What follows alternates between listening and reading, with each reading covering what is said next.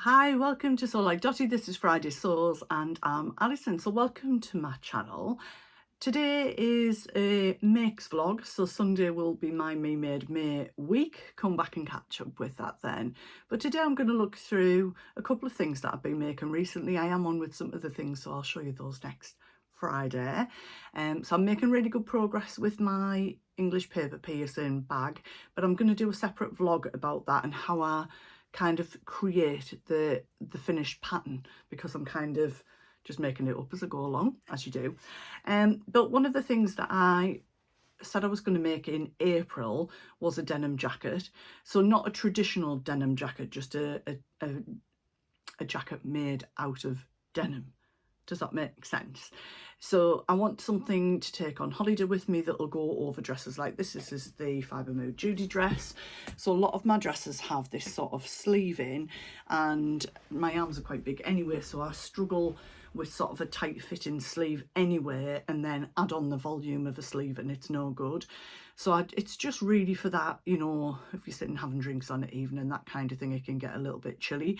And I don't know whether I'll really need it or not, but I wanted to get it. So the fabric is this denim, which was from Pound Fabrics. I think it's still available, so I'll pop a link in the description box and I'll chat you through the patterns before I show you the finished one. So if you follow my channel regularly, you'll know that I mean, occasionally I do things straight off the bat, but a lot of the time I like to mash things up, and sometimes it just helps me solve problems that I've got. So I have made previously the Fibre Mood Flavia jacket, which is this one here, which is a very simple sew. And you can make this in a woven or in a jersey. Now, I've not made it in a jersey. I don't know why. You can see you can put buttons. I think you can see that. It's got buttons on it there. So let me just show you the line drawings. So Fibre Mood sizing is very size inclusive. I won't run through it, but the pattern goes from extra small to extra large. So for the sizes, it goes from a bust of 76 centimetres to 146 centimetres. And it's quite a generous size anyway, but because of some of the details in it, if you do need a little bit more give around the waist, what that is, there are some adjustments you can make. So I'll explain what I mean on the pattern. So you can see it, there are positions on it to pleat the fabric on the front and on the back. It's 2 on the front and 2 on the back, and then you can see the button down detail. The sleeves are quite a straight fitting sleeve, and when I tried them the first time they were going to be too tight on. I could get my arms in them, but I wouldn't have been able to like put a sweatshirt under it. And one of the ones I've got is in a pink wool fabric, and that's a bit of a chuck on. If I'm just nipping somewhere in the car in the winter, I might chuck a scarf around and I just put that on over dresses and things like that. I think I cropped it. I think I did. Did I? No, I think I made it as is. And you'll see when I put it on where it sits on me. But I needed a solution to the sleeves. So I think the first time I did it, I might have used the sleeves from the Billy jumper and pleated them at the top and did something, but I just wasn't happy with it. So Tilly and the Buttons Billy jumper dress, you know, it has a gathered sleeve. So later I made this Fibre Mood jacket, which is the Vinny, and it's like a bomber jacket, and the sleeves were an absolutely great fit. So I thought, as I do, I just wonder if the sleeves from that would go into the sleeves on that. And guess what? It worked, and I've worn the jacket loads since. So that's what I've effectively done. So with this one, it's a fitted sleeve, so there's no gathering on the top of the sleeve. But what I did when I did the quilted version, sorry, I'm keep going in between them and rustling paper. When I did the quilted version of this one, there was more fabric at the top of the sleeve than there was at the sleeve head. So I just reflected on it and put some little pleats into it and made it fit. What I've done with this one is I put it through my Baby Lock overlocker on, I think I put it on a 1.8 differential feed and increased the stitch length up to 4. So that just gave it a little bit of a gather to sort of ease it in. So if you look at the sleeve head, it's just got a very mild bit of gathering here, which is on the back, but on the front, it actually looks quite fitted. So I'll show you the front. So it's very simple, very pale blue. It's a slight stretch denim. but it just sort of comes together. Now, I haven't put buttonholes down it all. I don't think I'm going to put buttons down it. Last time I just put a top button in. I think I did put a buttonhole in it. I might do that. And I've picked out, with a little vote on So Virtual last night on the Facebook group, this leaf. It's like a vintage button. I've only got one of it.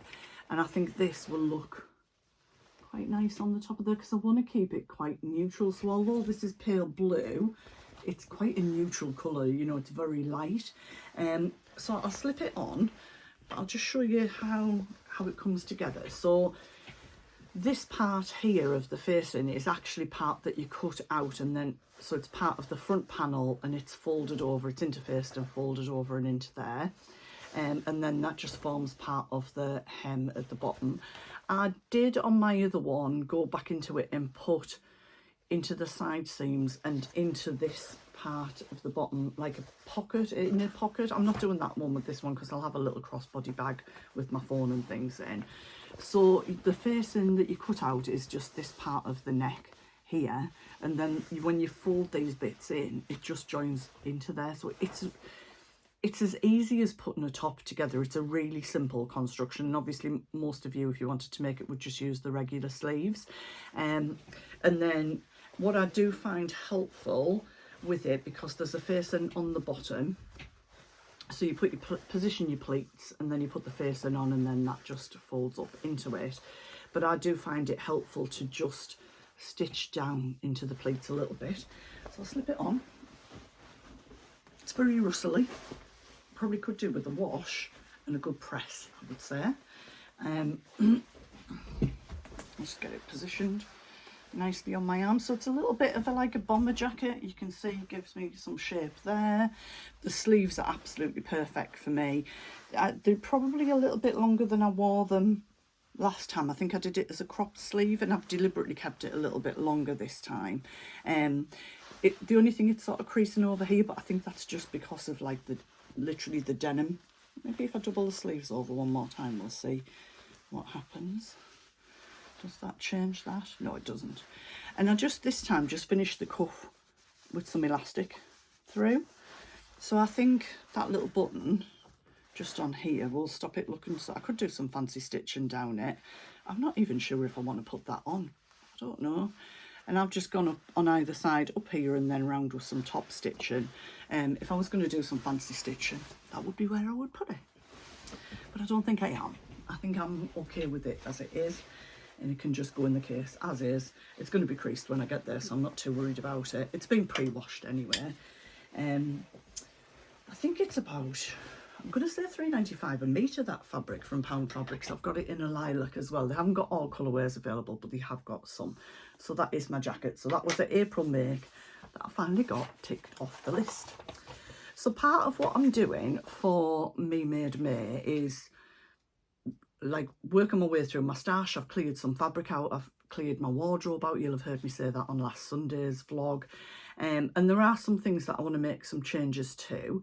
But one of the patterns that I wanted to make that really wasn't on my radar at all, and then has suddenly, not because of me, but has just suddenly come on top of a lot of people's radars, is the Selena skirt by Sew Over It. So I'll pop a picture in of the line drawings of that. It's a basic bias cut skirt, and I was looking for a skirt. I think I mentioned in my plans that I'd seen a linen skirt in Marks and Spencer's that had that shape, and in my head I didn't have anything that was that shape as a pattern, so I just printed it off and stuck it together. But I was watching Rowan's vlog. She's just made it in bias in like a satin finish, and she said the only thing that was an issue was you cut one side and flip it over. And I think, in all honesty, I would probably do it with your fabric on the flat, and I'd be tempted to print out the pages twice, because all it is a front skirt and a back skirt, like half and half. And I hate sticking stuff together, but it didn't take me that long.